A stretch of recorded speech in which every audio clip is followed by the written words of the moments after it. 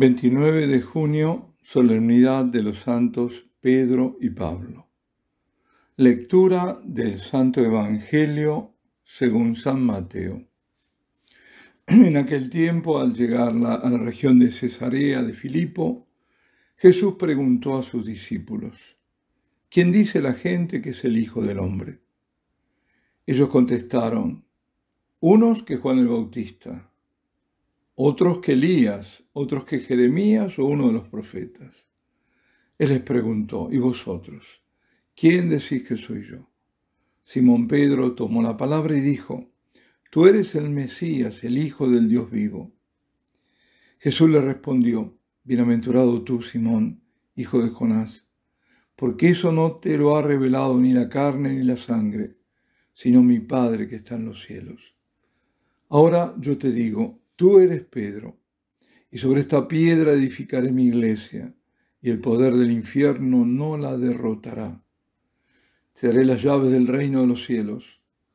Lo que ates en la tierra quedará atado en los cielos, y lo que desates en la tierra quedará desatado en los cielos. Palabra del Señor. Esta solemnidad une a los dos grandes apóstoles, de los judíos y de los gentiles, al menos al comienzo. Ambos dieron testimonio de la verdad de su fe en Jesucristo con la sangre en la ciudad de Roma, capital del imperio. Pero además, Pedro es la columna principal de la iglesia porque ostenta el primado dado por el mismo Señor. Tú es Petrus, tú eres Pedro, y sobre esta piedra edificaré mi iglesia, columna y fundamento. Después de la ascensión del Señor, Pedro dirige a la comunidad cristiana y es el primero en tomar conciencia de la necesidad de abrir la iglesia a los paganos. Pese a eso, claudica ante los cristianos judaizantes y Pablo lo contradice y reprende en la discusión de Antioquía. Se ve que a Pedro le costó no considerar a los cristianos venidos del paganismo iguales a los judíos cristianos, porque tuvo todo ese episodio. Además, fue cuando nombraron los diáconos, porque había privilegios sobre los judíos que no sobre los griegos, digamos, paganos, cristianos siempre, ¿no? Pero ya en Roma es el apóstol de todos. Por eso dije que al comienzo había una división, el apóstol de los judíos, el apóstol de los gentiles, pero luego será el apóstol de todos.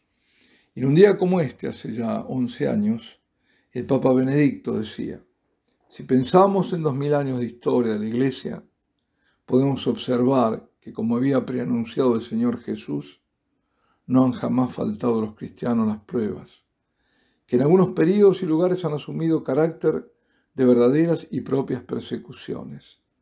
Pero estas, a pesar de los sufrimientos que provocan, no constituyen el peligro más grave para la Iglesia. El daño mayor, de hecho, ella lo sufre de aquello que contamina la fe y la vida cristiana de sus miembros y de sus comunidades. Por eso la vigilia, sí, es decir, el ojo vigilante, para decirlo mejor, ¿no?, del pastor, del vicario de Cristo, es lo que está constantemente mirando, claro, con todos los demás miembros del magisterio, cuidando que no haya desviaciones, confirmando a los hermanos en la fe. Hay un adagio que dice: donde está Pedro, ahí está la iglesia.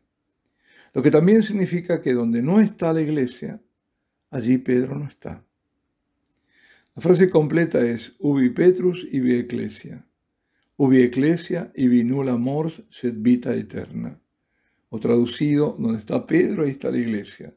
Donde está la iglesia no hay muerte alguna, sino la vida eterna. Porque Pedro es el garante de la unidad de la iglesia y de la cátedra de la verdad. Las puertas del infierno, los poderes infernales que siempre asedian a la iglesia de Cristo, no podrán contra ella. Las llaves que le da el Señor, lo que tú abras, lo que tú cierres, Las llaves significan la potestad espiritual. Este texto del Evangelio de San Mateo, que fue recién proclamado, ha sido para los padres de la Iglesia y para toda la tradición el argumento más explícito y más fuerte a favor del primado de San Pedro y de la infalible autoridad de la sede apostólica, a la que se aplicaba el axioma también Roma locuta, causa finita. Es decir, en las disputas doctrinales o morales, la última palabra era la de Roma. Así también lo entendían desde los primeros tiempos las iglesias de Oriente. La primera lectura, que no fue hecha, que es la de Hechos de los Apóstoles, nos presenta a Pedro encadenado. Herodes, cebado de la sangre de Santiago, el hermano de Juan, el hijo de Zebedeo, como relata San Lucas, autor de los Hechos de los Apóstoles. Este Herodes, al ver que el haber pasado cuchillo a Santiago agradaba a los judíos, decide prender a Pedro, arrestarlo. Era el momento de la Pascua judía y para pasar a la fiesta lo iba a presentar al pueblo, ciertamente con la intención de matarlo. Este Herodes era de la maldita casta herodiana.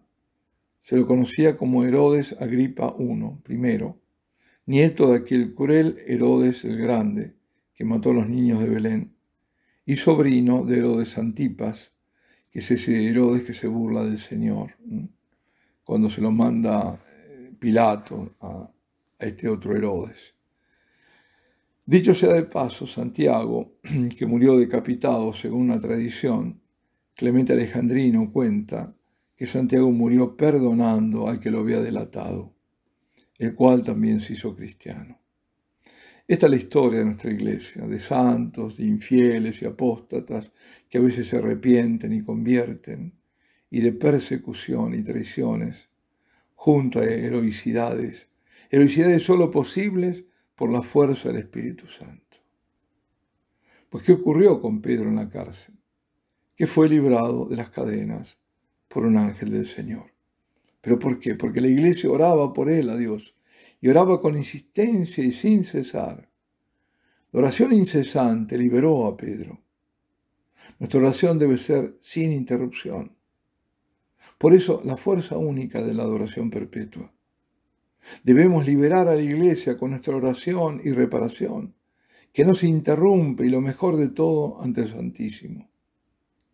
Por la oración de aquella iglesia incipiente y fuerte, Dios envió el ángel y Pedro fue liberado pese a lo imposible de la situación, porque el apóstol estaba encadenado y vigilado constantemente por 4 piquetes de 4 soldados cada uno. Y en la noche en que Herodes iba a conducirlo al tribunal, estando Pedro durmiendo entre 2 soldados, atados con cadenas, y con centinelas haciendo guardia a la puerta de la cárcel, se le aparece de repente el ángel del Señor. Se ilumina la celda. El ángel despierta a Pedro y lo urge a levantarse y salir. Las pesadas cadenas caen de las manos de Pedro. Y como se le ordena al ángel, se pone el cinturón, las sandalias y el manto y salen de la cárcel. Recién fuera desaparece el ángel. Y Pedro, que hasta ese momento le pareció vivir en un sueño, vuelve en sí al recibir el aire fresco de la libertad en medio de la noche. Los fieles rezaron y Dios liberó. La segunda lectura está lógicamente referida a San Pablo. Bueno, digo lógicamente porque la fiesta es de los 2 santos, Pedro y Pablo. Y es su segunda carta a Timoteo. Timoteo era el discípulo preferido de Pablo. Era hijo de Eunice, que era judía, la madre judía, padre era pagano. Participó en algunos de los viajes apostólicos y estuvo con él en el cautiverio de Roma. Después de ser puesto Pablo en libertad, fue con él al Asia Menor, donde fue consagrado obispo de Éfeso. En esta carta, la segunda carta a Timoteo, escrita entre los años 66 y 67, se despide de él. Pablo ve cerca su fin. Por eso le dice: estoy a punto de ser derramado en libación y el momento de mi partida es inminente. He combatido el noble combate, he acabado la carrera, he conservado la fe. Cuando escribe esta carta estaba de nuevo en cadenas, esta vez en la cárcel mamertina, y sentía la proximidad del martirio. Por eso le pide a Timoteo que venga a Roma en cuanto le sea posible, y lo exhorta a mantenerse firme en la fe. Anuncia a Timoteo y a los otros discípulos la apostasía, y los previene contra las deformaciones de la doctrina y la defección de muchos pretendidos apóstoles. Recuerda cómo el Señor lo preservó en tantos males que tuvo que padecer y cómo lo hará de ahí en más. En el texto que hoy es leído, le dice Pablo a Timoteo: el Señor me librará de toda obra mala y me salvará llevándome a su reino celestial. Esta, la confianza del apóstol, es la que debe regir en nosotros. Si el mal suele prevalecer en la vida, sea porque somos impotentes ante la fuerza, a veces arrolladora del mal, sea por nuestra propia miseria espiritual o por nuestra debilidad corporal, por la enfermedad, la vejez, si estamos con el Señor, pese a todo, seremos preservados. Dios no nos deja sumidos en el mal. No permite que el mal nos venza, sino que nos redime. Esto debemos tenerlo muy, pero muy presente. Sobre todo en este tiempo, que es un tiempo que va a ser duro, es duro y será duro. No olvidarlo. Como le recomienda justamente San Pablo a Timoteo: acuérdate de Jesucristo, de la estirpe de David, resucitado entre los muertos, según mi evangelio. Lo habrán ya escuchado, lo repito una vez más. Dios no nos preserva del mal. Eso no lo hace. Hace algo mucho mayor. Nos preserva en el mal. Con las dos columnas, los apóstoles Pedro y Pablo, Dios dio a la iglesia las primicias de la fe cristiana, como reza en la oración colecta. En el rito antiguo se lo mencionaba a Pedro y a Pablo, los dos, en el Confiteor Deo.